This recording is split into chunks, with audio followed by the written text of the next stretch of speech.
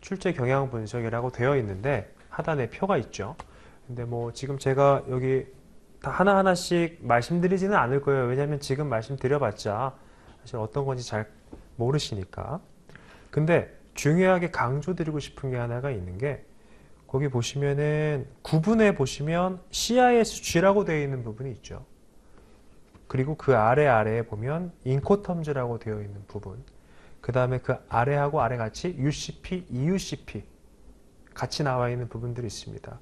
제가 이거를 보통 세 개를 합쳐서 빅3라고 얘기를 해요.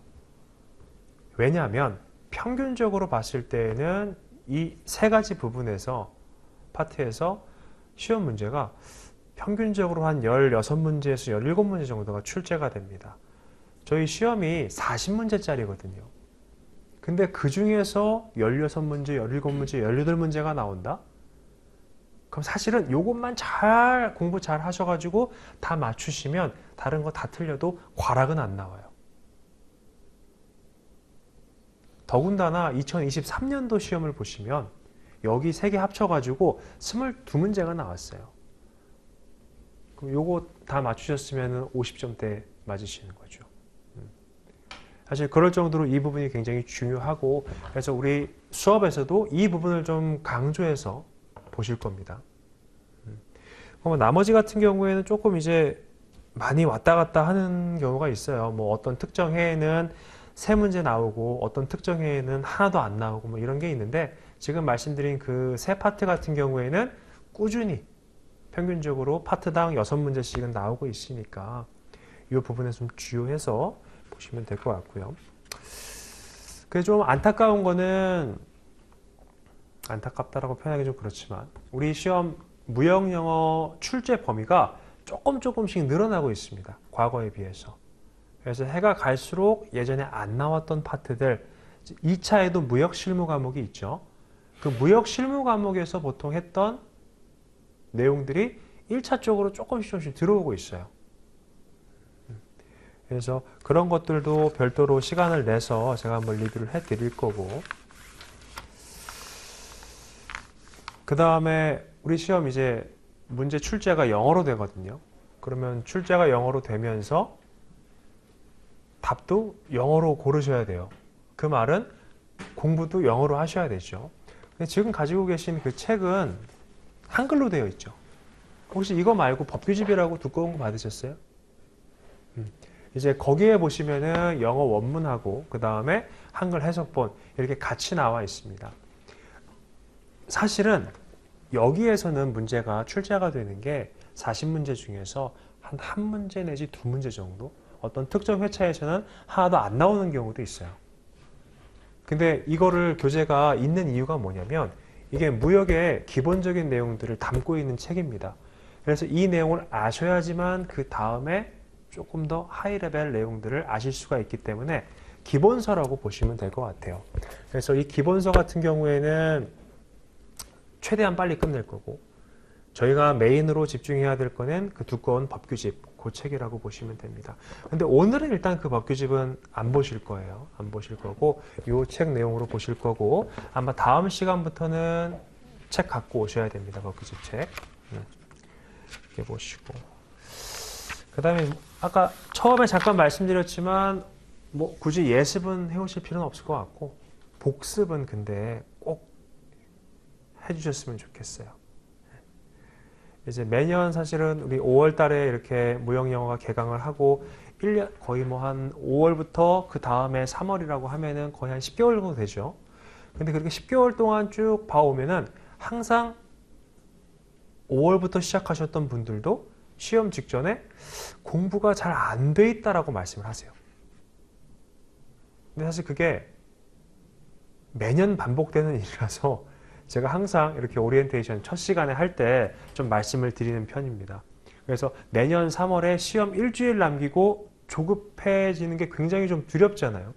그런 것들 경험 안 하시려면 사실 미리미리 좀 공부하시는 게 좋을 것 같고, 그 다음에 우리 이제 사실은 어떤 시험이든지 마찬가지인 것 같아요. 기출문제를 보면 그 과목에 공부 방향성이 정해지는 것 같습니다. 혹시 그 기출문제 보신 분 계세요? 뭐 한번 이렇게 리뷰나 이런 거 한번 아직 안 보셨고. 그래서 요거 뭐 내용 보시면서 아니면 제가 수업하면서 중간중간에 시험이 어떤 스타일로 출제가 된다라고 말씀을 좀 드리긴 할 거예요. 근데 실제 기출문제에 어떻게 나와 있는지를 직접 눈으로 보시는 게 더 좋겠죠. 그래서 그것들은 한 번 정도는 그냥 40회가 최근이니까 그 내용 뭐 문제를 푸시거나 그러시는 게 아니라 그냥 어떤 내용, 어떤 식으로 문제가 출제가 되는구나 이런 것만 파악하시면 될 것 같아요. 그렇게 파악하시면 좀 더 방향성이 명확해질 것 같습니다.